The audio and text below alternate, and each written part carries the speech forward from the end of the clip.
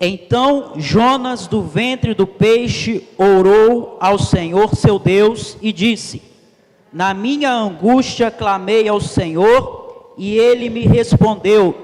Do ventre do abismo gritei, e tu me ouviste a voz, pois me lançaste no profundo do coração dos mares, e a corrente das águas me cercou. Todas as tuas ondas e as tuas vagas passaram por cima de mim. Então eu disse: lançado estou de diante dos teus olhos. Tornarei porventura a ver o teu santo templo? As águas me cercaram até a alma, o abismo me rodeou, e as algas se enrolaram na minha cabeça. Desci até aos fundamentos dos montes, desci até a terra, cujos ferrolhos se correram sobre mim para sempre. Contudo fizeste subir da sepultura a minha vida, ó Senhor meu Deus. Quando dentro de mim desfalecia a minha alma, eu me lembrei do Senhor, e subiu a ti a minha oração no teu santo templo. Os que se entregam à idolatria vã, abandonam aquele que lhes é misericordioso, mas com a voz do agradecimento eu te oferecerei sacrifício, o que votei pagarei. Ao Senhor pertence a salvação. Falou, pois, o Senhor ao peixe, e esse vomitou a Jonas na terra. Pode se sentar.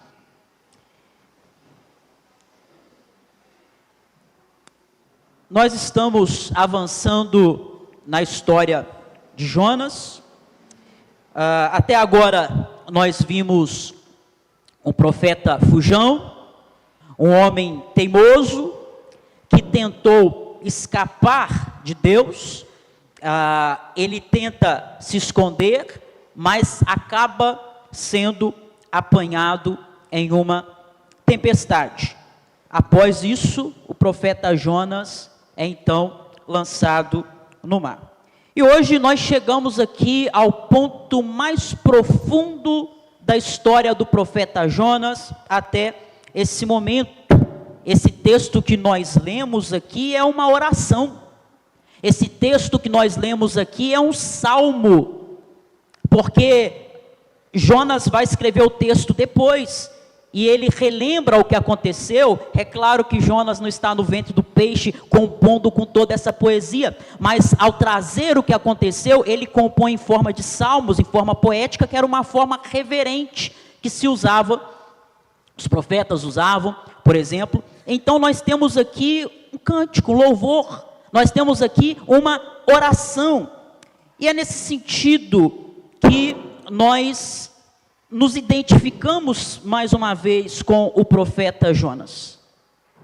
Imagine você preso dentro de um lugar escuro, imagine você preso dentro de um lugar úmido, imagine você presa dentro de um lugar solitário, com cheiro de morte. E é aí que finalmente Jonas vai clamar ao Senhor. Talvez você já tenha se sentido assim na sua vida, ou talvez hoje aqui nessa manhã você tenha exatamente esse sentimento, essa percepção, essa angústia do profeta Jonas, se sentindo preso, se sentindo sem saída, se sentindo sufocado e sem saber mais o que fazer. Como eu disse semana passada, esse capítulo 2 de Jonas, aqui Deus vai colocar você de joelhos. Nós vamos nos ajoelhar com o profeta Jonas, nós vamos orar com ele. Nós também seremos encorajados a orar ao Senhor. E nesta mensagem você será lembrado de algumas verdades preciosas que nós encontramos nesse capítulo, que você jamais deveria ter esquecido, se é que você as esqueceu. Versículos 1 e 2, orando em meio à crise. Olha só a parte A do versículo 1, como começa. então Jonas, do ventre do peixe, orou ao Senhor, seu Deus. Primeiramente, que peixe é esse? Muitos têm especulado, não é? Às vezes alguém fala assim, a baleia que engoliu Jonas, e outro vem e fala assim, mas não está escrito que é baleia, é um grande peixe. Que negócio era esse? Que monstro marinho, que bicho marinho é esse que engoliu o profeta Jonas? O fato é que a Bíblia não nos relata, a Bíblia não nos conta, fala apenas que é um grande peixe. Mas se nós formos olhar a geografia bíblica, se nós formos olhar o contexto no qual tudo está se passando, Jonas, ele embarca no local onde o mar no qual ele estava era certamente o mar Mediterrâneo. E a gente fica pensando, considerando criaturas grandes, marinhas, o local onde ele está, que tipo de criatura poderia ter engolido Jonas? Alguns especulam que poderia ser tubarão branco, porque tubarões brancos são encontrados no mar Mediterrâneo, ainda que não seja extremamente comum, mas é possível de se encontrar. E um tubarão branco, ele tem a capacidade de engolir uma pessoa inteira, viva, como nós vemos aqui no relato do livro. No entanto, é menos provável que tenha sido um tubarão branco por causa da agressividade do seu sistema digestivo. Seria difícil alguém permanecer ali sem ser digerido, sair vivo 3 dias no ventre de um tubarão branco. Outros especulam que talvez fosse o tubarão-baleia, que também é um animal grande, é um ser marinho grande, de águas tropicais e quentes, que às vezes é visto no Mediterrâneo. Mas, embora o tubarão-baleia tenha a boca muito grande, a sua garganta é estreita. Além disso, ele se alimenta de plâncton, que são aqueles pequenos organismos que ficam flutuando sobre as águas, como as algas. A terceira possibilidade é que Jonas tenha sido engolido por um cachalote. O cachalote é um dos maiores mamíferos marinhos. O macho chega a medir entre 15 e até 20 metros. Então, é um ser bastante grande. Ele habita no mar Mediterrâneo e ele habita especialmente nas áreas profundas. Nós vamos ver no decorrer da exposição que Jonas está afundando. Ele está indo para o fundo do mar. Então, ele tem uma garganta suficientemente grande para engolir uma pessoa inteira. Ele é o nosso candidato mais provável para ser o animal que tenha engolido Jonas. Mas a questão é, o que realmente importa? O que importa para nós aqui de verdade não é o tipo de ser marinho que engoliu o profeta Jonas. O que mais importa para nós aqui é quando nós olhamos para esse texto, especialmente esse versículo, e vemos as verdades que nós aprendemos aqui sobre Deus. O que nós aprendemos sobre Deus aqui? Veja o final do versículo 1. Orou ao Senhor, seu Deus. Deus, o Deus de Jonas, não é como os deuses dos marinheiros, porque ele é um Deus pessoal. orou ao seu Deus.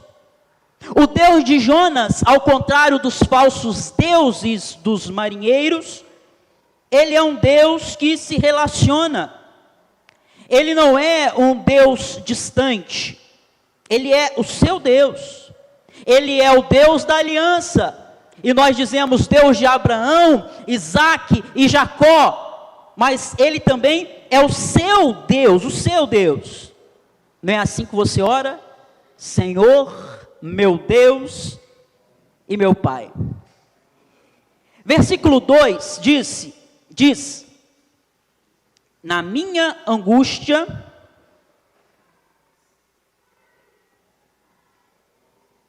clamei ao Senhor e Ele me respondeu. Clamei ao Senhor e Ele me respondeu. Do ventre do abismo gritei, e Tu me ouviste a voz. Sabe o que isso mostra para você? Você pode ter fugido de Deus, assim como Jonas está fugindo. Você pode ter entrado na embarcação do distanciamento, porque Jonas embarca para o lugar mais longe conhecido na época, que ele podia ir para se distanciar de Deus. Você pode também, assim como Jonas, ter deitado no berço esplêndido e dormido o sono da indiferença, porque nós vimos aqui, semana passada, que Jonas dormiu, e um dos piores pecados que nós podemos cometer é a indiferença. Deus está usando as tempestades para te trazer de volta, mas você está indiferente, pouco importa se a maré subir ou se descer. Você pode, assim como Jonas, ter negligenciado a oração, porque se você observar, esse é o primeiro momento em todo o livro, de tudo que nós lemos, é o primeiro momento que Jonas ora. Até os marinheiros ímpios estão orando, mas quando a tempestade vem e assola a embarcação, Jonas não ora. Quando ele sai, ele não ora. Quando ele embarca, ele não ora. Quando ele vai para o porão, ele não ora. Quando o vento sopra, ele não ora. Quando ele é lançado no mar, está prestes a ser lançado, ele não ora. Talvez você também esteja negligenciando a vida de oração. Ele é lançado no mar da ira. Ele é engolido pelo grande peixe. Talvez essa seja a sua situação, muito parecida com a do profeta Jonas. Mas o que esse texto nos ensina é que ainda assim, os ouvidos do Senhor estão atentos ao seu clamor. Bom, imagina você, tudo isso, o que acontece, e ainda assim,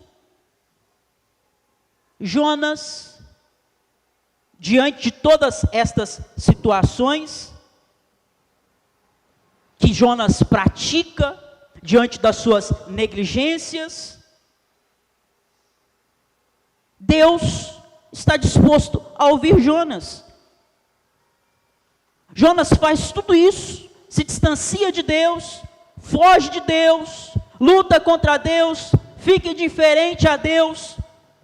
Mas o versículo 2 diz que o Senhor ouve a Jonas. Clamei ao Senhor e Ele me respondeu.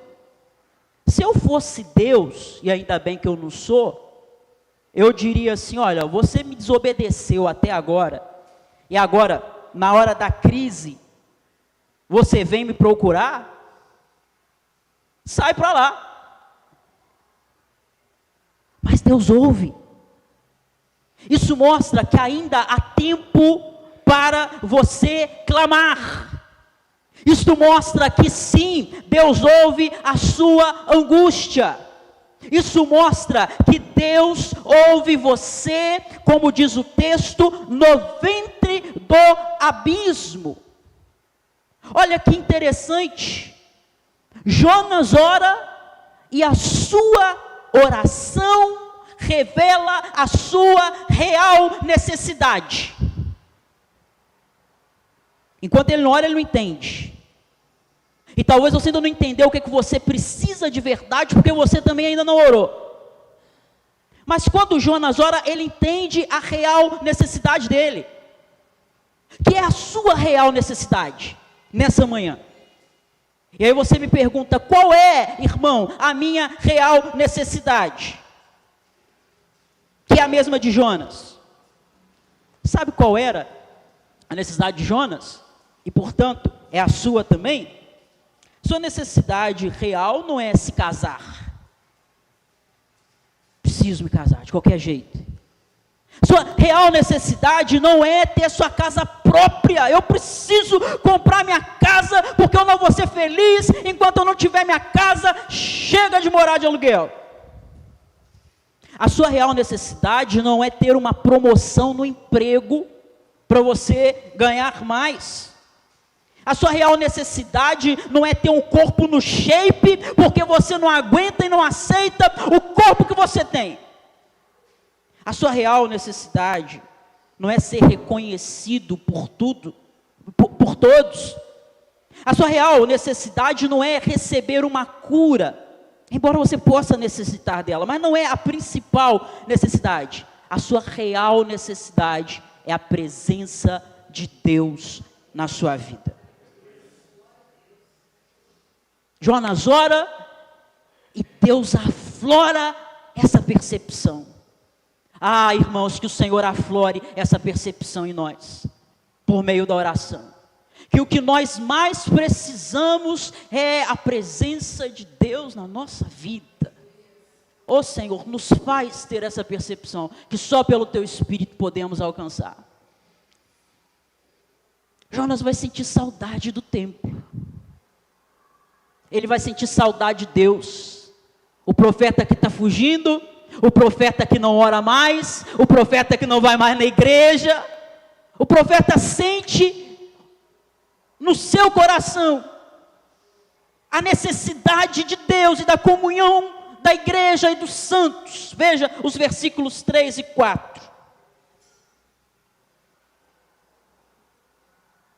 Pois me lançaste no profundo, no coração dos mares, e a corrente das águas me cercou. Todas as tuas ondas e as tuas vagas, as vagas são as ondas intensas, nervosas, bravas, passaram por cima de mim. Que estranho, não? Jonas diz, pois me lançaste. Você percebeu com quem que ele está falando? Ele está orando. Embora esteja oculto ali, o sujeito é Deus. Tu me lançaste. Não, mas peraí, Jonas, você está errado. Quem te lançou no mar foi os marinheiros. Ele diz, não, o Senhor me lançou nos mares. Ele diz, as tuas ondas passaram por cima de mim, como um trator de esteira. Isso não foi Jonas que falou, acréscimo meu, paráfrase minha. As tuas vagas me atropelaram. Foi o Senhor que fez isso. Jonas não atribui aos marinheiros, ele atribui isso a Deus. Deus fez tudo isso para chamar a atenção de Jonas. Deus faz tudo isso para corrigir o profeta Jonas. Deus faz tudo isso para poder trazer Jonas para perto. Você já pensou que a crise que você está vivendo pode ser a mão de Deus? Porque fala a verdade, você estava fugindo. Fala a verdade, você estava se distanciando. A verdade é que você já tinha parado de orar. A verdade é que você já tinha esquecido quem você era em Cristo, quem Deus fez você. Você já tinha esquecido para o que é que Deus te chamou. Veja o versículo B, a parte B do versículo 4. Tornarei, porventura, a ver o teu santo templo? Pegou?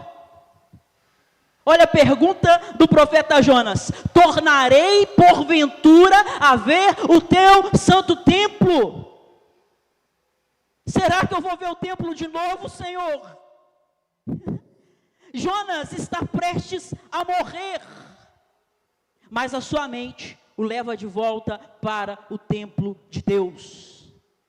E Jonas começa a se lembrar das cenas de adoração que ele contemplava no templo. Jonas começa a se lembrar dos louvores que ele ouvia no templo. Jonas começa a se lembrar dos momentos de oração que ele tinha no templo. Ele visualiza os sacerdotes oferecendo sacrifícios. Ele visualiza o altar em chamas. Ele visualiza a fumaça subindo como símbolo de consagração e perdão. Ele começa a trazer à sua memória as orações coletivas, quando a congregação dos santos se reunia para orar. Quando ele, juntamente com os demais crentes, se reunia para buscar a face do Senhor. Ele se lembra de tudo isso. E ele sente saudade de tudo isso.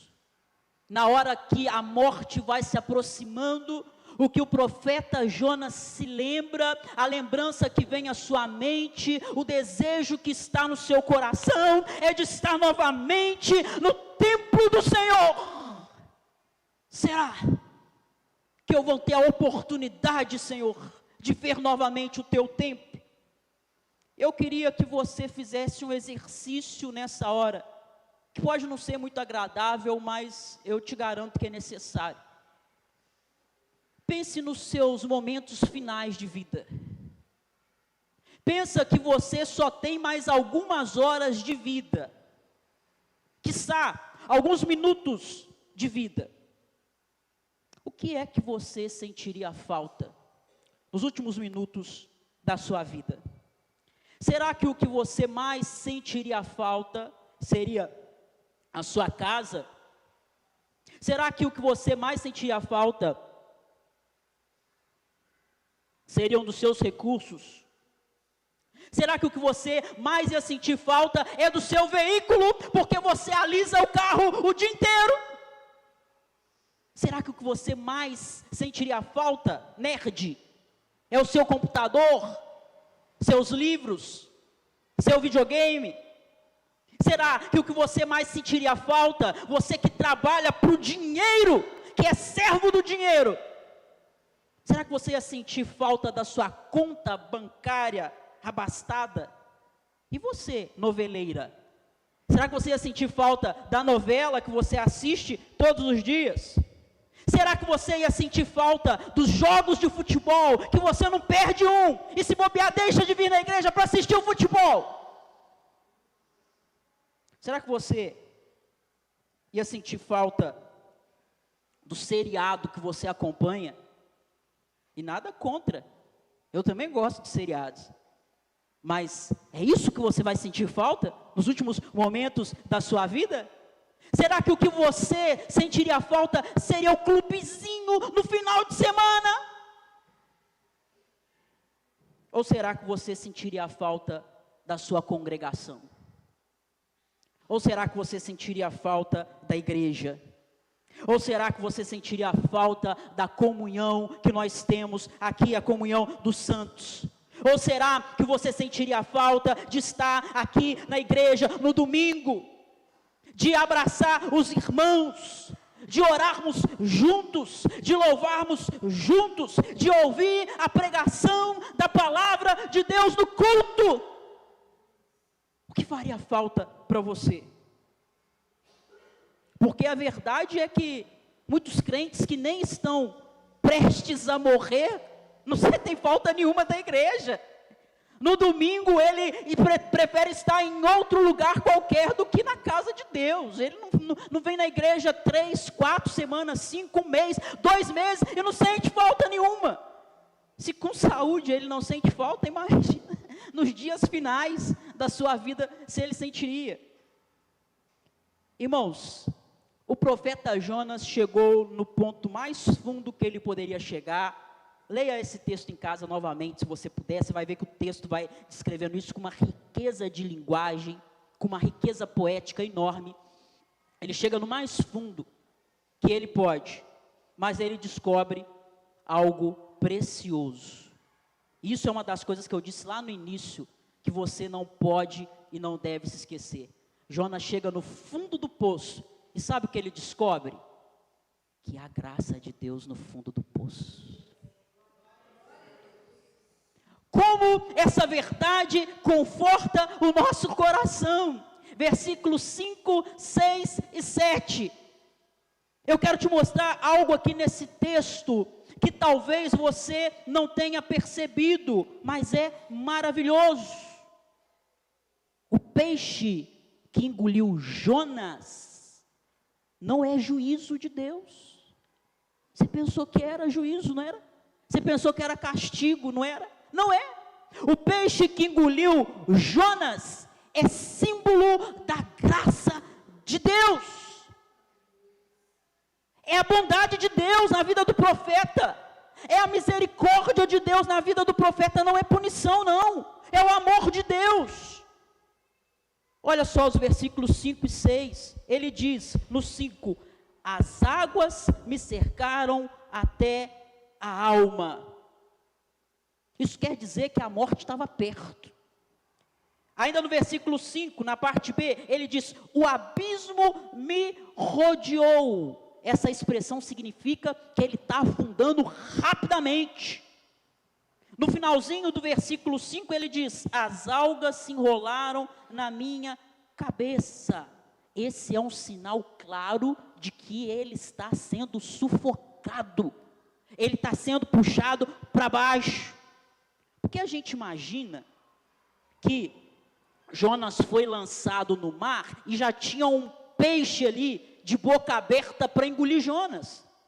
Mas a descrição dele não dá a entender que tenha sido assim. Ele foi afundando, ele foi sendo puxado para baixo, ele vai sendo sufocado. Mas antes dele morrer afogado, Deus manda um peixe que engole Jonas e salva ele da morte, do afogamento.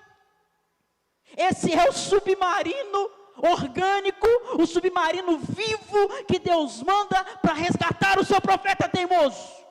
Graça de Deus. Graça de Deus, não é juízo. O versículo 6, parte B, ele diz que o Senhor fez ele subir da sepultura. No versículo 7, veja, ele diz que a alma dele estava desfalecendo. Ele se lembrou do Senhor, ele orou e a oração dele subiu. Então, o peixe é graça. O peixe é para preservar Jonas, não é para destruir. Quantas vezes você não enfrentou situações na sua vida que pareciam castigo de Deus para você, mas ao final das contas era graça?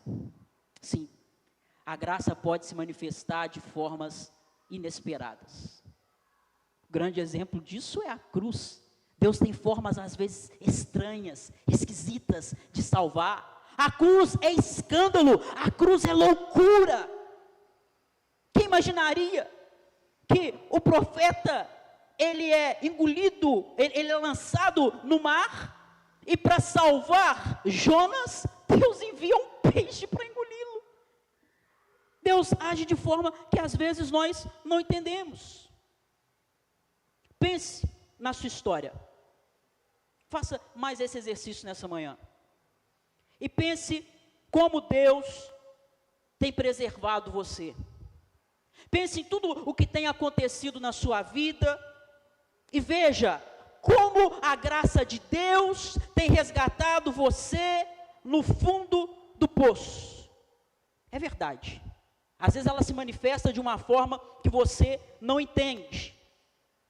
Às vezes é uma perda, às vezes é uma crise inesperada, às vezes é uma doença, às vezes um desafio, às vezes uma dor, às vezes uma traição, às vezes um relacionamento que se rompe,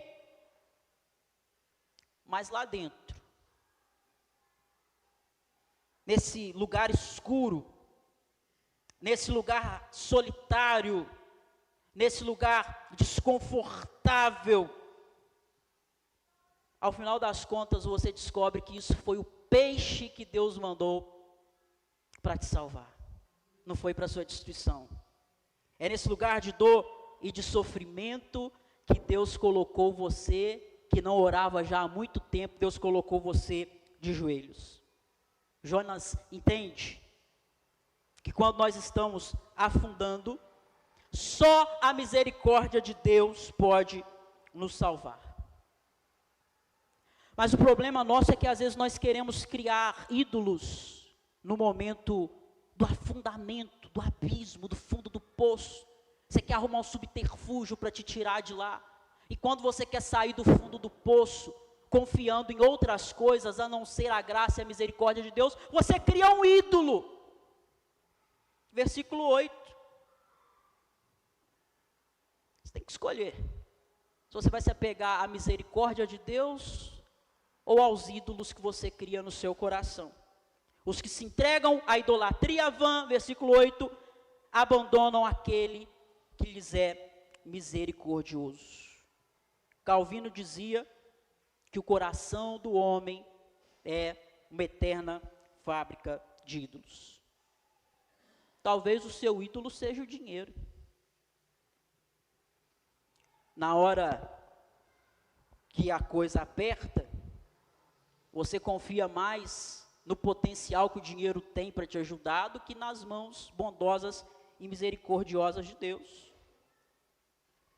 Talvez o seu ídolo seja o relacionamento, que é um parceiro, uma parceira para te fazer feliz. Você pensa que a felicidade está no outro e não em Deus. Talvez o seu ídolo seja o entretenimento, para tentar fugir do ventre do peixe, da profundeza do mar. Você foge para as redes sociais e passa lá o seu tempo para não pensar no problema. Lá no Netflix, no videogame. Ao invés de correr para a oração, você corre para o entretenimento. Nada disso vai fazer você feliz. Nada disso vai trazer sentido para a sua vida. Nada disso vai tirar você do fundo do poço e você continuará afundando cada vez mais, experimentando dor e sofrimento profundo. As coisas só vão mudar quando você tiver a compreensão que Jonas teve nos versículos 9 e 10. Quando você entender o verdadeiro sentido da vida, aonde está a sua felicidade, onde está a sua alegria, por que você está aqui, para que você existe. Nos versículos 9 e 10, nós vemos que Jonas se reconciliou com Deus. E ele entendeu que o verdadeiro sentido da vida está em reconhecer duas coisas: a graça de Deus que te trouxe até aqui, mesmo que por meios que você às vezes não entende, mesmo que viajando de ventre de peixe, é a graça. E além de compreender que a graça de Deus te trouxe aqui, também compreender a soberania de Deus. É Ele que mandou os ventos, mas é Ele também que preparou o peixe para engolir Jonas, o peixe ficou de plantão, esperando a ordem de Deus, engole! Mas como veremos no versículo 10, é ele também que manda o peixe cuspir Jonas de volta. Veja, versículo 9, ele diz: minha voz será uma voz de agradecimento. Para com essa voz de murmuração, para com essa voz de reclamação, para com essa voz de autocomiseração, pena de si mesmo, voz de agradecimento. Olha quantas coisas Deus fez por você, olha como Deus te sustentou, olha como Deus te segurou, olha como Deus te guiou, olha como Deus foi misericordioso contigo, mesmo quando você se afastava, olha como a graça de Deus te perseguiu e não desistiu de você. Talvez você já tenha orado no sincerão e falado assim: Senhor, eu não sei como é que o Senhor não desistiu de mim ainda, porque tem vezes que até eu desisto. Ainda bem que a graça é persistente. Ele diz ainda no versículo 9: vou oferecer sacrifícios, vou pagar meus votos. Ele reconhece que Deus é soberano, e ele diz aquilo que é um dos versículos para você que crê na soteriologia reformada, que você deve guardar na sua mente, para toda vez que alguém questionar a soberania de Deus na salvação, você fala Jonas 2,9, a salvação pertence ao Senhor. Se Ele não salvar, ninguém salva. É isso. Quem salva você do fundo do poço, desde as circunstâncias mais corriqueiras e pontuais da sua vida, até da miséria existencial, na qual você estava afundado, porque você era caído e mergulhado no mais profundo pecado que você herdou de Adão. Quem resgatou você da sua miséria existencial, que te levava a passos largos para o inferno, foi Deus. Foi Ele que te salvou, é Ele que te salva o tempo todo, é a mão dEle que te resgata, é a graça dEle que te conduz, é a misericórdia dEle que te envolve, é Ele. E no versículo 10 chegamos ao fim desse capítulo. Jonas estava no navio e foi jogado no mar para morrer. Jonas está no navio e é jogado no mar para morrer. Mas agora acontece o contrário. Jonas está no ventre do peixe e ele é jogado na terra para viver. Deus dá ordem ao peixe e Jonas agora está na praia. Olha que vida boa. Ele está na praia, literalmente. Ele orou, Deus ouviu, e ele agora tem um compromisso com Deus, que é ir pregar em Nínive, assumir de novo a postura dele de profeta. Eu quero terminar com uma pergunta. Você orou, Deus te ouviu, manifestou a sua graça e manifestou a sua misericórdia na sua vida. Eu pergunto para você, você está pronto para retomar o compromisso? Eu te pergunto, você está pronto para voltar e fazer novamente aquilo que Deus te mandou? Aquilo que você sabe que é o que Deus espera de você? Vamos orar? Você que pode, esteja de pé.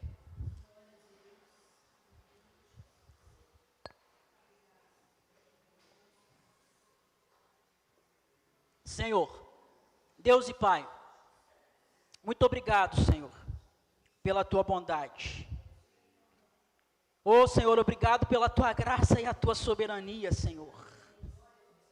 O Senhor é um Deus soberano, e isso implica no Seu controle sobre tudo, sobre todas as coisas. É o Senhor que manda os ventos, é o Senhor que acalma os ventos. É o Senhor que manda as tempestades e acalma as tempestades. É o Senhor que envia o peixe para engolir o profeta. Mas é o Senhor que dá ordem para o peixe cuspir o profeta. Como é bom saber que o nosso Deus é soberano. e que a história da nossa vida não se conduz pelo acaso, pela sorte.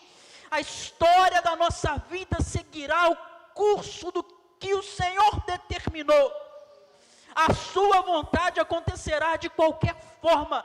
Nós não poderemos escapar dela, Senhor, porque a tua graça é inescapável. Não dá para fugir da graça.